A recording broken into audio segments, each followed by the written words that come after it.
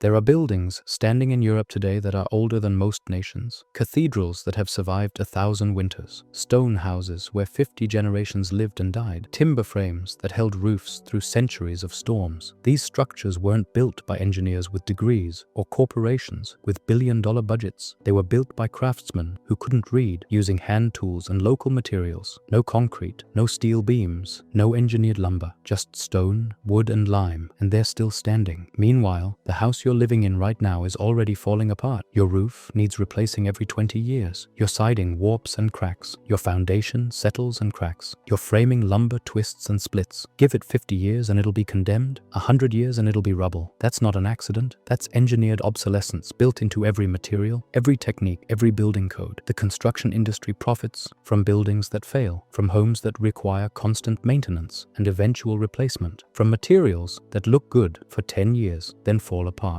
They convinced you that modern construction is superior while selling you houses designed to self-destruct. This is why medieval buildings outlast everything we build today, and why the construction industry had to make sure you never learned their methods. Welcome to Olden Path. If you're tired of paying contractors to fix what shouldn't break, hit subscribe and the bell. This knowledge could save you a fortune. The first difference is materials. Medieval builders used stone, not because it was easy, but because it lasted forever. Limestone, granite, sandstone, stone cut from local quarries and shaped by hand. It took longer, it cost more labor, but once in place it never rotted, never warped, never needed replacement. A stone wall built in 1200 is still load-bearing in 2025. No maintenance required. Compare that to modern wood framing. Lumber today comes from tree farms where pine and fir grow fast in 15 to 20 years. Fast growth means wide growth rings, low density, weak structure. The wood is full of moisture and resin. It twists as it dries. It splits under load. It rots when it gets wet. Building codes require treated lumber for ground contact, but that treatment is chemical poison that leaches into soil and breaks down within decades. Medieval timber was old growth, trees that grew slowly over 100 to 200 years in dense forests. Tight growth rings, high density, natural rot resistance. Oak cut from medieval forests had heartwood so dense it barely absorbed water. Beams hewn from those trees didn't twist, didn't split, didn't rot. They're still holding up roofs across Europe after 600 years. But here's the critical part. Medieval builders didn't just use better wood, they used it differently. Timber framing employed joinery, not fasteners, mortise, and tenon joints locked together with wooden pegs. No nails, no screws, no metal plates. The joints were cut to fit perfectly, often tightened with wedges that could be adjusted as the wood aged. This created flexible structures that moved with settling and seasonal changes without failing. Modern construction uses dimensional lumber nailed or screwed together. The fasteners create rigid connections that can't adjust. When the wood moves, and it will move, the connections fail. Nails pull out, screws strip, and the whole structure weakens. Medieval timber frames flex. They absorb movement. They last centuries because they were designed to move, not fight physics. The second difference is foundations. Walk under a medieval building and you'll find stone foundations that go down to bedrock or stable substrata. Builders understood intuitively that foundations must reach solid ground. They dug by hand until they hit something that wouldn't move. Then they built up from there with massive stones, often without mortar, just carefully fitted to bear load through friction and weight. Modern foundations are poured concrete over compacted soil. Concrete seems permanent, but it's not. It cracks. Water infiltrates the cracks. Freeze-thaw cycles widen them. Within 30 years, most concrete foundations show significant cracking. Within 50, they're often compromised enough to cause structural issues, and that's assuming the soil prep was done correctly, which it often isn't. Contractors rush the process, compact soil inadequately, pour concrete before the ground stabilizes. The house settles unevenly, and the foundation cracks. Medieval foundations also used lime mortar, not Portland cement. Lime mortar is softer than the stone it joins. When stress occurs, the mortar fails before the stone, allowing the wall to shift slightly without catastrophic cracking. Then the lime mortar self-heals. It reabsorbs carbon dioxide from the air and gradually rehardens, sealing small cracks. Naturally, Portland cement mortar is harder than brick or stone. When stress occurs, the brick cracks instead of the mortar. Those cracks don't heal. Water enters, freeze-thaw damage accelerates, and the wall fails. Modern masonry has a lifespan. Medieval masonry is effectively immortal if maintained minimally. The third difference is roofing. Medieval roofs used slate, clay tile, or wooden shingles, split from old-growth timber. Slate roofs last 300 to 500 years. Clay tile lasts 200 plus years. Even wooden shingles, when split from old-growth oak or cedar, lasted 50 to 80 years. Modern asphalt shingles last 20 to 30 years if you're lucky. They're petroleum products designed to degrade. Sun, wind, temperature cycling all break down the asphalt binder. Shingles curl, crack, and blow off. Then you pay for replacement. That's the business model. Sell homeowners a roof that self-destructs on a predictable schedule. Medieval roof structures also used larger timbers spaced further apart. Rafters hewn from whole trees, strong enough to carry heavy slate or tile. Modern roof trusses use engineered lumber, thin dimensional timber, and metal plate connectors. They're designed to minimum standards, just strong enough to pass code. Add heavy roofing and they sag. Add time and they fail. The fourth difference is walls. Medieval walls were thick. Stone walls, 2 to 3 feet thick, provided thermal mass that moderated interior temperature. Thick walls stayed cool in summer, warm in winter. Without insulation, the mass absorbed heat slowly and released it slowly, creating stable interior conditions. Modern walls are thin, 2x4 or 2x6 framing with fiberglass insulation and drywall. Total thickness may be 6 inches. No thermal mass. The interior temperature swings wildly with exterior conditions. You compensate with heating and cooling systems that consume energy constantly, and the thin walls don't last. Drywall cracks, insulation settles, moisture infiltrates, and the whole assembly rots from the inside. Medieval walls also breathed. Lime plaster over stone or timber allows moisture to pass through slowly. Humidity inside the building can escape without condensing inside the wall cavity. Modern walls with vapor barriers trap moisture. Once water gets into the wall, and it always does, it can't escape. Mold grows, wood rots, the wall fails. The fifth difference is maintenance philosophy. Medieval builders designed for repair. Stone walls could have individual stones replaced. Timber frames had accessible joints that could be disassembled if a beam needed replacement. Lime plaster could be patched easily with more lime plaster. Slate roofs allowed individual tiles to be swapped. Nothing was sealed or hidden. Everything was accessible. Modern construction hides everything. Walls are closed up with drywall. Roofs are sealed under shingles. Foundations are buried. When something fails, you can't access it without demolition. So minor problems become major repairs. And most homeowners don't even know there's a problem until significant damage has occurred. Medieval buildings also received continuous maintenance. Communities understood that buildings required care. Roof tiles were checked and replaced annually. Lime plaster was repointed every few decades. Timber was inspected for insect damage. This wasn't emergency repair. It was routine care that prevented small problems from becoming catastrophic failures. Modern homeowners neglect maintenance until something breaks. Then they're shocked at the cost. But the real problem isn't the cost. It's that modern buildings aren't designed for ongoing maintenance. They're designed to be replaced. Here's the conspiracy. Building codes don't require durability. They require minimum standards for safety and energy efficiency. A house that meets code will stand for 30 years without collapsing, maybe 50 if it's well built, but there's no requirement that it last a century or more. Why? Because the construction industry profits from replacement. Builders want to build new houses. Material suppliers want to sell new materials. Banks want to finance new mortgages. Everyone in the industry benefits from houses that don't last. A house that lasts forever is built once and generates no recurring revenue. Medieval guilds built for legacy. A stonemason's reputation depended on his work standing after his death. Timber framers signed their work with carved marks because they wanted credit when the building outlasted them. There was pride and economic incentive for durability. Modern contractors face the opposite incentive. Build it cheap, build it fast, move to the next project. If it fails in 30 years, you're retired or dead. Not your problem. This extends to materials. Lumber companies harvest fast growth timber because it's profitable. Concrete suppliers use Portland cement because it's cheap. Roofing manufacturers make asphalt shingles because they guarantee repeat customers. At every level, the system optimizes for short-term profit, not long-term durability. Even building codes reinforce planned obsolescence. Codes mandate certain materials and techniques that seem modern and efficient, but have short lifespans. Try to build a house using medieval methods, and you'll face pushback. Want to use lime mortar instead of Portland cement? Many jurisdictions won't permit it. Want to use timber framing with traditional joinery? Code requires engineered plans and inspections that make it prohibitively expensive. Want to use a slate roof? The additional roof structure required to carry the weight is deemed too costly. The system pushes you toward modern materials with short lifespans. Some people are fighting back. Traditional builders in Europe never stopped using old methods. In England, France, and Germany, craftsmen still repair medieval buildings using medieval techniques: lime mortar, stone masonry, timber framing. These skills survived because the buildings survived, and property owners learned that trying to repair a medieval building with modern materials causes disaster. Patch lime mortar with Portland cement and the wall cracks worse. Cover stone walls with impermeable modern paint and moisture gets trapped, causing spalling. The old buildings teach you that the old methods work better. North America is seeing a revival of traditional building. Timber framers are teaching joinery. Masons are learning lime mortar. Architects are designing thick wall buildings with thermal mass. These aren't aren't historical reenactments. They're rational responses to understanding that modern construction is fundamentally flawed, that houses should last centuries, not decades, that durability is more valuable than cheapness. The economic case is clear. A medieval-style building costs more upfront, maybe 50% more in materials and labor, but it requires far less maintenance and never needs replacement. Over a century, the total cost is lower. You pay once, you maintain minimally, and you pass it to your grandchildren. A modern house costs less upfront, but requires constant maintenance, major repairs every 20 years, and replacement within 50 to 70 years. The lifetime cost is far higher, but that cost is distributed, hidden, normalized, so people accept it. If you're building or renovating, you can apply medieval principles with modern tools. Use the best materials you can afford. Solid wood, not engineered lumber. Stone or brick, not vinyl. Metal or slate roofing, not asphalt. Design for thermal mass. Build thick walls. Use lime-based mortars and plasters. Design for maintenance access. Don't seal everything behind drywall. Create access panels. Make components replaceable. And build with the expectation that this structure should outlast you, that your children should inherit something valuable, not a maintenance nightmare. This mindset shift is what separates medieval building from modern construction. Medieval builders built for eternity. Modern builders build for profit. Choose which legacy you want to leave. If this changed how you see your house, subscribe to Olden Path and hit the bell. Share this with anyone planning to build or renovate. Comment and tell me if you've seen medieval buildings that put modern construction to shame. This isn't just about buildings, it's about reclaiming the craftsmanship that made structures last, the knowledge the construction industry buried so they could sell you the same house 3 times in one lifetime.